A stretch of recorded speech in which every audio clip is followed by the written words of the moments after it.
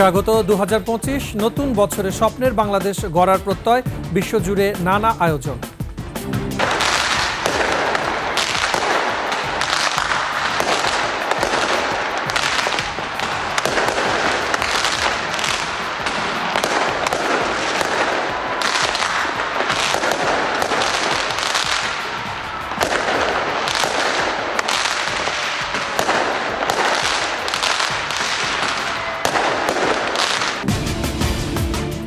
সচিবালয়ে আগুনের পেছনে নাশকতা নেই, তদন্ত কমিটির প্রাথমিক প্রতিবেদন প্রকাশ, সিসি ক্যামেরার ফুটেজ। গণপরিষদ নির্বাচন চায় বৈষম্য বিরোধীরা, 15 জানুয়ারির মধ্যে ঘোষণাপত্র প্রণয়নের দাবি।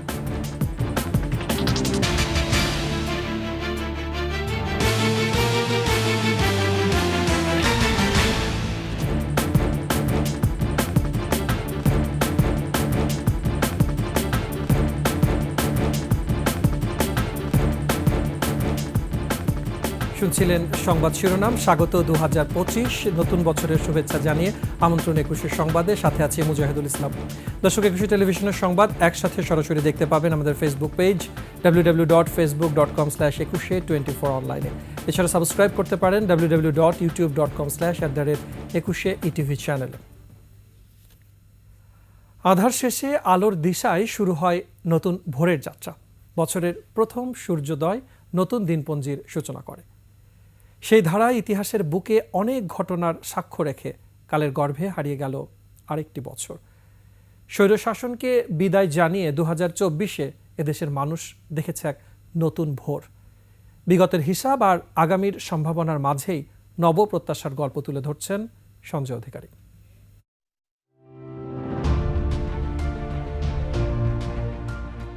বনে দেখা আলোর সাথে বিদায় নিল বহু ঘটনা, রটনা, সমস্যা ও সম্ভাবনার সমীকরণে সাজানো 2024 সালের শেষ দিনটি।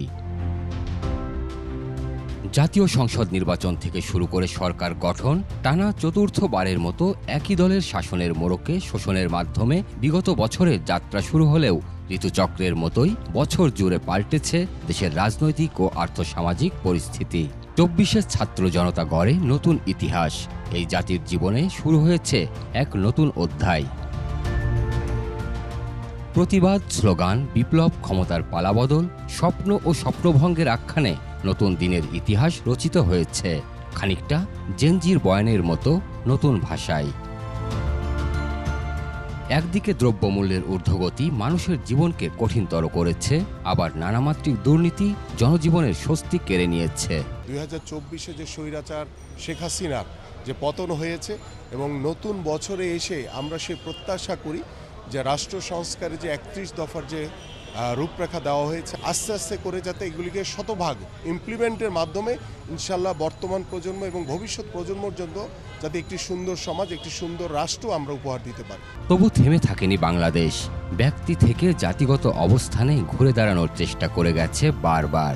এই 24কে উদাহরণ হিসেবে সামনে রেখে আমাদের 2025 কিংবা পরবর্তী বছরগুলোতেও আমরা আমাদের মতো করে একটি বাংলাদেশ দেখতে চাই। সেই বাংলাদেশে প্রতিজন মানুষ তার যার যার অবস্থান থেকে নিরাপদ থাকবে। মতামত প্রকাশের ক্ষেত্রে বা মতামত প্রকাশ করতে গিয়ে কেউ কোনো হয়রানি মামলার শিকার হবে না। রাজনীতি ও অর্থনীতির পাশাপাশি একদলীয় প্রভুত্বের বিবর্ণতায় আচ্ছন্ন শিল্পাঙ্গনেও নতুন সম্ভাবনার রং ছড়িয়েছে দেশ জুড়ে আঁকা গ্রাফিতি। 16 বছর পর আমরা উন্মুক্ত বাতাসে নিঃশ্বাস নিতে যাচ্ছি। এর থেকে আনন্দের আর কিছু মনে হয় নাই। শিল্পাঙ্গনকে তো ধ্বংস করে দেওয়া হয়েছে। এই নতুন 25 থেকে আমরাকে সেই আদর্শে উদ্বুদ্ধ হতে হবে যে আমরা কথা বলবো আমাদের দেশ নিয়ে, জাতি নিয়ে, যে কোনো স্বৈরাচারী সিদ্ধান্তের বিরুদ্ধে। পরিবর্তিত পরিস্থিতিতে জনমনে নতুন আশার সঞ্চার হয়েছে। নতুন বছরে স্বপ্নের বাংলাদেশ গড়ার প্রত্যয় সবার মাঝে। প্রতিটি রাত যেমন নতুন দিনের আগমনের মঞ্চ তৈরি করে, তেমনি মানুষের জীবনে হাজারো হতাশা, ব্যর্থতা, জয় পরাজয় নতুন করে নব উদ্যমে এগিয়ে যাওয়ার প্রেরণা যোগায়। অনাগত ভবিষ্যৎ হয়তো সবার অলক্ষ্যে সেই সফলতার গল্পই বুনতে শুরু করেছে। সঞ্জয় অধিকারী, 21 টেলিভিশন, ঢাকা। দর্শক, রাজধানীর গুলশান এলাকায় আছেন সহকর্মী সিরাত আল মুস্তাকিম, সরাসরি চলে যাচ্ছি তার কাছে। সিরাত, শহর জুড়েই নিরাপত্তার চাদরে মোড়ানো হয়েছে, যেটি আমরা জেনেছি এর আগে, এবং 5 তারকা হোটেলগুলোতে রয়েছে বিশেষ আয়োজন। আপনি রয়েছেন গুলশান এলাকায়, সেখানকার যাবতীয় আয়োজন কেমন দেখছেন, জনসমাগম কেমন, এবং পুরো শহর জুড়ে আসলে কতটা উৎসবের আমেজে মেতেছে মানুষ? ধন্যবাদ মুজাহিদ। আমি এই মুহূর্তে আছি দ্য ওয়েস্টিন হোটেলের সামনে। 31st নাইটকে উপলক্ষ করেই কিন্তু আমরা দেখেছি যে পুরো ঢাকা শহরে নিরাপত্তার চাদরে বুড়ে রাখা হয়েছিল। পুরো ঢাকা শহরে নিরাপত্তা জোরদার করা হয়েছিল এবং বিশেষ করে গুলশান, বনানী, বারিধারা এবং ঢাকা বিশ্ববিদ্যালয় এলাকায় বিশেষ নিরাপত্তা ব্যবস্থা তৈরি করা হয়েছিল। কিন্তু আমরা দেখেছি যে 31st নাইটের 12টা বাজার সাথে সাথে চারিদিকে প্রকটভাবে আতশবাজির শব্দ এবং ফানুস উঠছে, এমনটিও কিন্তু আমরা দেখেছি। যদিও ডিএমপি থেকে বলা হয়েছিল এবছর ডিএমপি থেকে বলা হয়েছিল যে আতশবাজি এবং ফানুস উড়ানো সম্পূর্ণ নিষিদ্ধ, কিন্তু আমরা দেখেছি যে 12টা বাজার পরপরই কিন্তু পুরো রাজধানী ঢাকাতেই কিন্তু আমরা দেখেছি যে আতশবাজির শব্দে কিন্তু প্রকম্পিত হয়েছিল। এবং এই মুহূর্তে কিন্তু আমি আছি গুলশান 2 নম্বরে দ্য ওয়েস্টিন হোটেলের সামনে। যদিও আমরা একটু বলে রাখতে চাই, নিরাপত্তার জন্য কিন্তু আমরা দেখেছি যে পুরো ঢাকা শহরে বিভিন্ন জায়গায় নিরাপত্তা চৌকি বসানো হয়েছে। ঢাকা শহরের গুরুত্বপূর্ণ পয়েন্টগুলোতে নিরাপত্তা জোরদার করা হয়েছে এবং এছাড়া অতিরিক্ত 3000 পুলিশ মোতায়েন করা হয়েছে। তার মাঝে আমরা দেখতে পাচ্ছি যে দ্য ওয়েস্টিন হোটেলে কিন্তু মাদকদ্রব্য নিয়ন্ত্রণ অধিদপ্তর থেকে একটি অভিযান পরিচালনা করা হয়েছে। মাদকদ্রব্য নিয়ন্ত্রণ অধিদপ্তর থেকে যে অভিযান পরিচালনা করেছে, সেই অভিযানে কিন্তু আমরা ইতিমধ্যে খবর পেয়েছি, সেই অভিযানে বিপুল পরিমাণ বিদেশি মদ বিদেশি মদ কিন্তু ধরেছে মাদকদ্রব্য নিয়ন্ত্রণ অধিদপ্তর। কিন্তু পরবর্তীতে তারা যে কত পরিমাণ বিদেশি মদ জব্দ করেছে বা এর পরবর্তীতে তারা কি করবে সেই বিষয়ে কিন্তু এখনো পর্যন্ত আমরা কোনো সুনির্দিষ্ট তথ্য পাইনি। আমরা দেখেছি যে তারা তাদের যে জব্দকৃত যে বিদেশি মদ সহ অন্যান্য মাদক, সেই মাদকগুলো কিন্তু তারা গাড়িতে উঠাচ্ছে এবং আমাদেরকে জানানো হয়েছে কিছুক্ষণ পরেই সেই বিষয়ে ব্রিফ করা হবে। সেই বিষয়ে ব্রিফ করার পরবর্তীতে কিন্তু আমরা এখানকার যে 5 তারকা হোটেলগুলো এবং দ্য ওয়েস্টিন হোটেলে যে আজকের যে অভিযান, সেই অভিযান সম্পর্কে জানাতে পারবো। মুজাহিদ, এই ছিল গুলশান 2 নম্বর থেকে আমার কাছে সর্বশেষ। সিরাত আল মুস্তাকিম, আপনাকে ধন্যবাদ আমাদের সাথে যোগ দিয়ে বিস্তারিত জানানোর জন্য। জমকালো আয়োজন আর আতশবাজির মধ্য দিয়ে এরই মধ্যে নতুন বছর 2025কে স্বাগত জানিয়েছে বিশ্বের বেশ কয়েকটি দেশ। সবার আগে নতুন বছরকে স্বাগত জানালো প্রশান্ত মহাসাগরীয় অঞ্চলের দেশ কিরিবাতি। প্রায় একই সময়ে নববর্ষ উদযাপনকারী দেশটি নিউজিল্যান্ড আর অস্ট্রেলিয়া। আতশবাজির ঝলকানিতে মাতোয়ারা অকল্যান্ড আর সিডনির হারবার ব্রিজ। আফসানা নীলার ডেস্ক রিপোর্ট। স্বাগত 2025। ঘড়ির কাঁটা গুণে অপেক্ষার পালা শেষে বিশ্ব পা রাখল নতুন বছরে।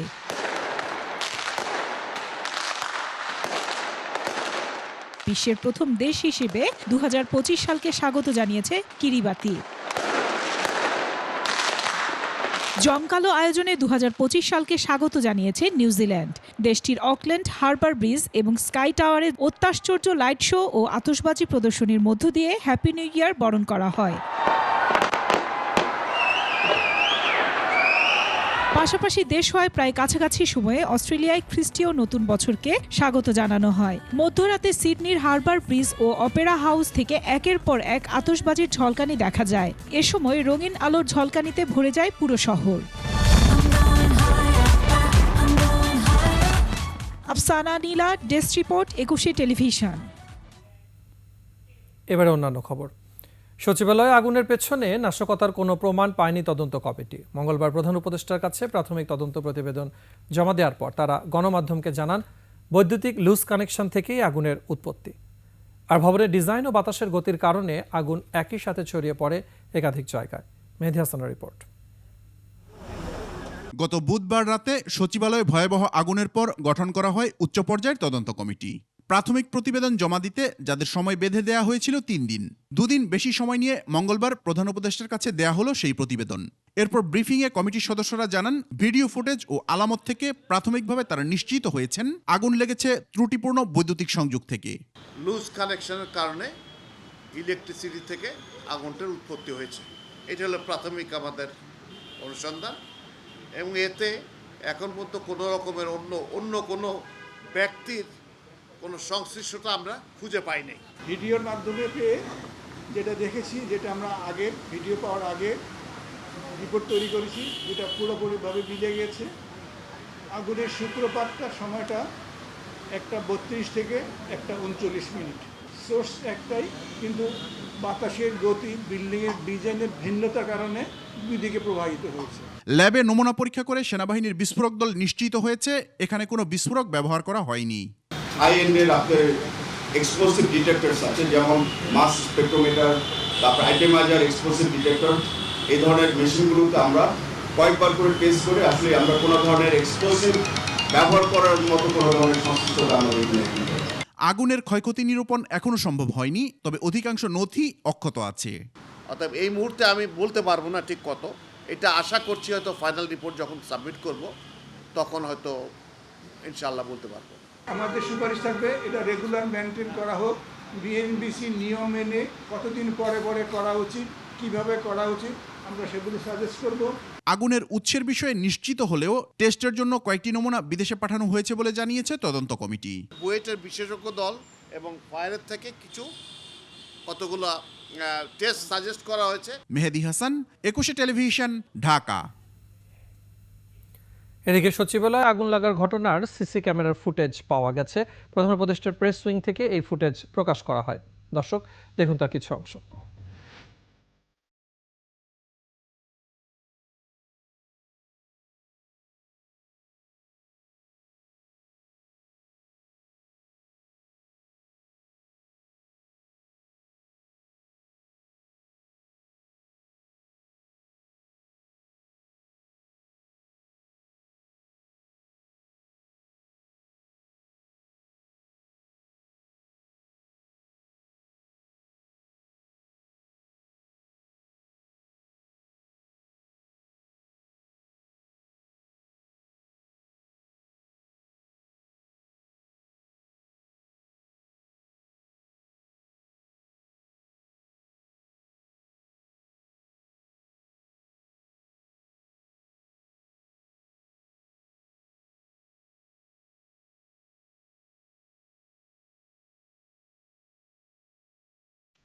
আগামী 15 দিনের মধ্যে জুলাই প্রোক্লেমেশন ঘোষণার দাবি জানিয়েছেন বৈষম্য বিরোধী ছাত্র আন্দোলন ও জাতীয় নাগরিক কমিটির নেতারা। মঙ্গলবার বিকালে রাজধানীর কেন্দ্রীয় শহীদ মিনারে মার্চ ফর ইউনিটি কর্মসূচিতে অংশ নিয়ে এই দাবি জানান তারা। শেখ হাসিনা বিচারের দাবি জানিয়ে তারা বলেন, আগে বিচার পরে নির্বাচন। বিস্তারিত জানাচ্ছেন আসিফ সুমিত। স্লোগানে বিভিন্ন জায়গা থেকে মিছিল নিয়ে কেন্দ্রীয় শহীদ মিনারে মার্চ ফর ইউনিটি সমাবেশে জড়ো হন অযুত ছাত্র জনতা।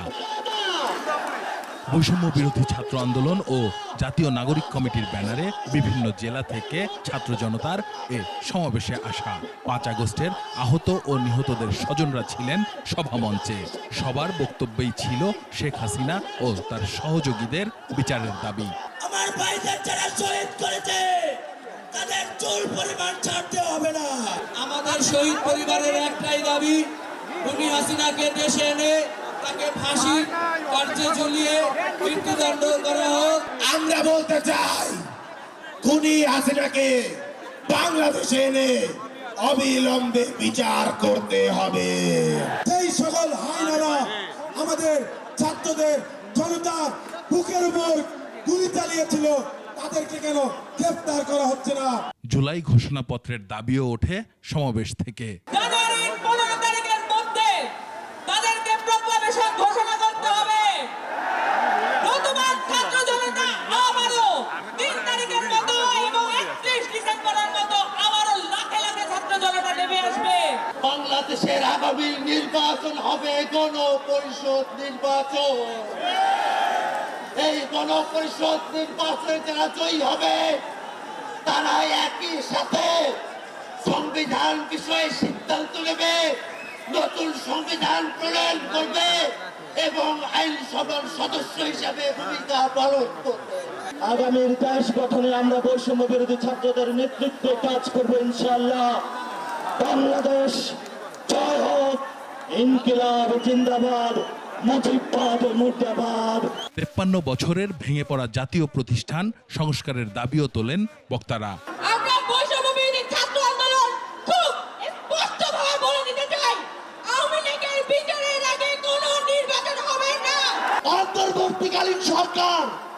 এখনো যেই জায়গায় আটকে আছে আমাদের সিন্ডিকেট গুলো ভাঙতে হবে।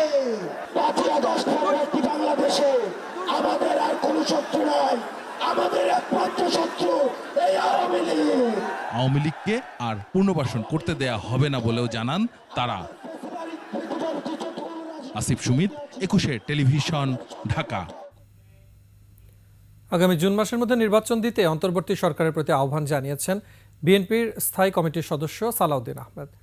লন্ডনে যুক্তরাজ্য বিএনপি আয়োজিত এক সভায় একথা বলেন তিনি। এ সময় নতুন রাজনৈতিক দল গঠন করে ক্ষমতা দখলের পাঁয়তারা চলছে বলে অভিযোগ করেন সালাউদ্দিন আহমেদ। 2 মাস 5 দিন যদি একটা কন্ট্রাকচুয়াল সার্ভিসে থাকা টপ ব্যুরোক্রেটকে সরাতে সময় লাগে, এই সরকার কি রকম সংস্কার করবে সেটা আমরা বুঝতে পারি না।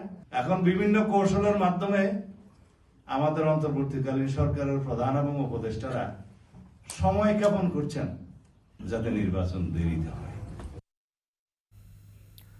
2024 সাল বাংলাদেশের গণমাধ্যমের জন্য স্বাধীনতার দুয়ার খুলে দেয়। 5 আগস্ট ছাত্র জনতার গণ অভ্যুত্থানে শেখ হাসিনার পতন সাংবাদিকদের যেমন মুক্ত সাংবাদিকতার সুযোগ করে দেয়, তেমনি দখল হওয়া অনেক গণমাধ্যম আবার ফিরে আসে, জানাচ্ছেন সঞ্জয় অধিকারী। 2015 সালের 5 জানুয়ারি বিএনপির ভারপ্রাপ্ত চেয়ারম্যান তারেক রহমানের বক্তব্য প্রচারের কারণে 6 জানুয়ারি গভীর রাতে কর্মস্থল থেকে 21 টেলিভিশনের চেয়ারম্যান আব্দুস সালামকে আটক করা হয়। মিথ্যা মামলা সাজিয়ে বন্দী করে রাখা হয় তাকে। আব্দুল সালাম সাহেব একজন এমন একজন মানুষ যে কিনা সত্য প্রকাশে অঙ্গীকারবদ্ধ। সে কিন্তু এসব কখনোই মানেনি যে না আমি মিথ্যা প্রকাশ করব বা কিছু। No, he was always competent with যে না আমার সত্য প্রকাশ করতে হবে, whatever the thing is, সেটা সরকারের এগেনস্টে হোক বা বিরোধী সরকারের এগেনস্টেই হোক না কেন, আমরা সত্য প্রকাশ করব। যার কারণে কিন্তু এই ইনসিডেন্টগুলো হলো। এরপর দীর্ঘ 2.5 বছর কারাগারের অন্ধকার প্রকোষ্ঠে অমানবিক অত্যাচারের মধ্যে কাটাতে হয় 21 কর্ণধারকে। এরই মধ্যে শুরু হয় প্রতিষ্ঠানটি দখলের ষড়যন্ত্র। 25 নভেম্বর গণমাধ্যমের ইতিহাসে একটি কালো অধ্যায়। এই দিন আওয়ামী লীগ সরকারের অলিগার্ক এস আলম গ্রুপ দখল করে দেশের শীর্ষ এই গণমাধ্যমকে। ওই সরকারটি যে গালভরা কথা বলতো যে আমরা অনেক লাইসেন্স দিয়েছি, মুক্ত গণমাধ্যম, তার সম্পূর্ণ বিপরীত কাজটি ছিল ইটিভি দখল করা। এবং তাতে অন্যদের যে বার্তাটি দেওয়া হলো যে আপনি যদি আমার সাথে না থাকেন, আমার কথা না শোনেন বা আমার কথা মতো না চলেন, তাহলে আপনাদেরও একই পরিণতি হতে হবে। জনপ্রিয়তায় শীর্ষে থাকা এই টেলিভিশনকে 9 বছরে ধ্বংসের দ্বারপ্রান্তে নিয়ে যাওয়া হয়। 5 আগস্ট গণ অভ্যুত্থানের পর 21 টেলিভিশনও দখলমুক্ত হয়। জনদাবির মুখে আবারও হাল ধরেন 21 চেয়ারম্যান ও সিইও আব্দুস সালাম। আমাকে অ্যারেস্ট করার কারণ তারা জানে যে আমি মাথা নত করার মতো লোক না, এবং আমি এই যে 21 টেলিভিশন নিয়ে এর আগেও অনেক সংগ্রাম করেছি। যখন একবার 2002 সালে বন্ধ হয়ে গেছিল, দীর্ঘ 5 বছর এই সংগ্রামের একটা ইতিহাস আছে। সুতরাং তারা জানতো যে আমাকে অ্যারেস্ট করে জেলে না ভরলে তারা এটা দখল করতে পারবে না। শুধু 21 টেলিভিশনই নয়, ফ্যাসিবাদের রোশানলে পড়া দৈনিক দিনকাল ও দৈনিক আমার দেশ পত্রিকাও ফিরে এসেছে। শুরু হয়েছে তাদের প্রকাশনা, আর বন্ধ হয়ে যাওয়া অন্তত 3টি বেসরকারি টেলিভিশন চ্যানেলও নতুন করে প্রচারের অপেক্ষায় আছে। সঞ্জয় অধিকারী, 21 টেলিভিশন, ঢাকা। সংবাদের সময় হচ্ছে একটা বিরতি। ফিরে আসার পরে অন্যান্য খবরের সাথে আরও যা থাকছে। স্বাধীনতার ফসল ভারতের কাছে তুলে দিয়েছে আওয়ামী লীগ, বললেন জামায়াতের আমির।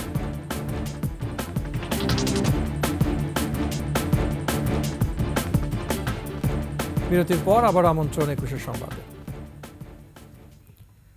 স্বাধীনতার ফসল বাংলাদেশের মানুষের ঘরে ওঠেনি, বরং আওয়ামী লীগ সেই ফসল ভারতের হাতে তুলে দিয়েছিল বলে মন্তব্য করেছেন জামায়াতে ইসলামের আমির ডাক্তার শফিকুর রহমান। আওয়ামী শাসনামলের সব হত্যার বিচার দাবি করেন তিনি। সোহরাওয়ার্দী উদ্যানে ছাত্র শিবিরের সদস্য সম্মেলনে এসব কথা বলেন জামায়াতের আমির। বিস্তারিত আকবর হোসেন সুমনের রিপোর্টে। প্রায় 14 বছর পর ইসলামী ছাত্র শিবিরের এই সদস্য সম্মেলন। সোহরাওয়ার্দী উদ্যানে দেশ বিদেশের প্রতিনিধিদের মিলন মেলায় উঠে আসে গেল 15 বছরের স্বৈরশাসন ও আগামীর বাংলাদেশ ভাবনা। সাবহিউম্যান করে দেওয়া, উন্মানুষ করে দেওয়া, তার মৌলিক মানবাধিকারকে নাই করে দেওয়ার যে সংস্কৃতি আওয়ামী লীগ তৈরি করেছিল সেই সংস্কৃতিকে চলতে দেওয়া যায় না। পতিত শেখ হাসিনার প্রেসক্রিপশনের ব্যর্থতায় তাকে দেশ ছাড়তে হয়েছে বলে উল্লেখ করেন বৈষম্য বিরোধী ছাত্র আন্দোলনের নেতারা। এই দীর্ঘ ফ্যাসিবাদের কালো যুগে মিথ্যাচার, অপপ্রচার, রক্তকাটার অপবাদ, চাঁদাবাজির অপবাদ, সন্ত্রাসের অপবাদ দিয়ে তোমরা শিবিরকে থামিয়ে দিতে চেয়েছো। আজকে সরের দুধদানে প্রমাণ করেছে তোমাদের কোনো বাধা শিবিরকে আটকে রাখতে পারে নাই। আমার সামনে উপস্থিত থাকা আমার সহযোদ্ধাদের বিপ্লবী সালাম। বর্তমান প্রজন্ম ততটুকু বিবেকবোধ সম্পন্ন বলেই এই ফ্যাসিস্ট খুনিকে এই দেশ থেকে বিতাড়িত করেছে এবং তার দেয়া প্রেসক্রিপশন আগামীর প্রজন্ম হজম করে না বলেই তাকে এই দেশ ছাড়া করা হয়েছে। আমিরে জামায়াত ডাক্তার শফিকুর রহমানও স্বস্তি প্রকাশ করেন একপেশে শাসনের অবসানে। 2009 সালের 10 জানুয়ারি ক্ষমতায় আসার পর থেকে ধারাবাহিকভাবে যতগুলা হত্যাকাণ্ড সংগঠিত করেছেন তার সবগুলার বিচার এই বাংলার মানুষ চায়। যারা ক্ষমতায় বসে দায়িত্ব জ্ঞানহীনতার পরিচয় দেয়, দায়িত্বশীলতার পরিচয় দিতে পারে না, নিজের দেশের মানুষকে হত্যা করে গদি রক্ষার জন্য, তারা কখনো রাজনৈতিক দল হতে পারে না, তারা একটি সন্ত্রাসী দল। 71-এর স্বাধীনতার ফসল ভারতের হাতে তুলে দেওয়া হয়েছিল বলেও অভিযোগ করেন জামায়াতের আমির। 71-এ একটা স্বাধীনতা এসেছিল, এই জাতি এনেছিল, কিন্তু স্বাধীনতার মর্মমাবী ডুকরে ডুকরে কেঁদেছে। স্বাধীনতার ফসল বাংলাদেশের জনগণের পকেটে এবং ঘরে উঠেনি। একটা গোষ্ঠী এটাকে হাইজ্যাক করেছিল, আর একটা দেশের হাতে এটা তুলে দিয়েছিল। শিক্ষা প্রতিষ্ঠানগুলো নতুন করে গড়ে তুলতে আর একটা যুদ্ধের প্রস্তুতি নেওয়ার আহ্বান জানানো হয় সম্মেলনে। আরেকটি যুদ্ধ করার জন্য তোমাদেরকে তৈরি হতে হবে। সেই যুদ্ধটা হচ্ছে শিক্ষা প্রতিষ্ঠানকে সবার আগে মেরামত করা। আকবর হোসেন সুমন, 21 টেলিভিশন, ঢাকা। এবারে আভিভা ফাইন্যান্স লিমিটেড বাণিজ্য সংবাদ।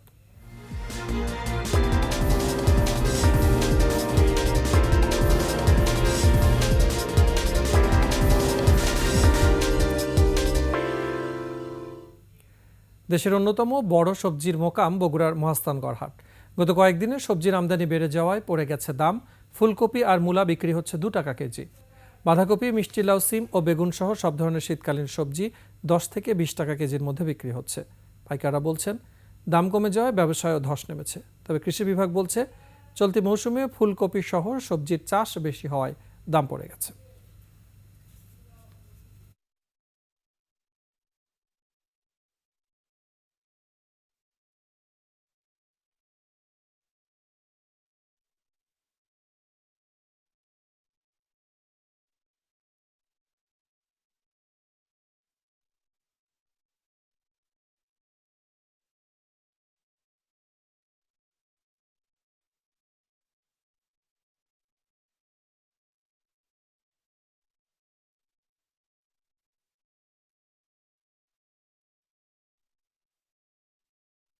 শেষ করছি 21 সংবাদ। যাবার আগে সংবাদ শিরোনামগুলো জানাবো আরও একবার।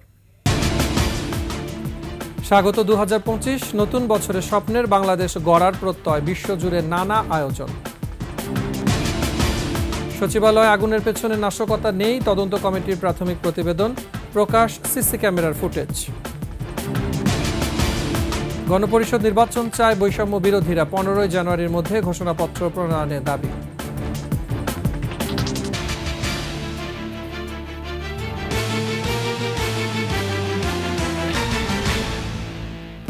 সর্বশেষ সংবাদ জানতে ডায়াল করুন 2021 নম্বরে আর ভিজিট করুন ekushe-tv.com ওয়েবসাইটে। ফেসবুকে ভিজিট করতে পারেন www.facebook.com/ekushe24 অনলাইনে। এছাড়া সাবস্ক্রাইব করতে পারেন www.youtube.com/ekushe চ্যানেলে। এতক্ষণ সাথে থাকার জন্য ধন্যবাদ। পরবর্তী সংবাদ দেখার আমন্ত্রণ রইল। 21-এর সাথে থাকুন।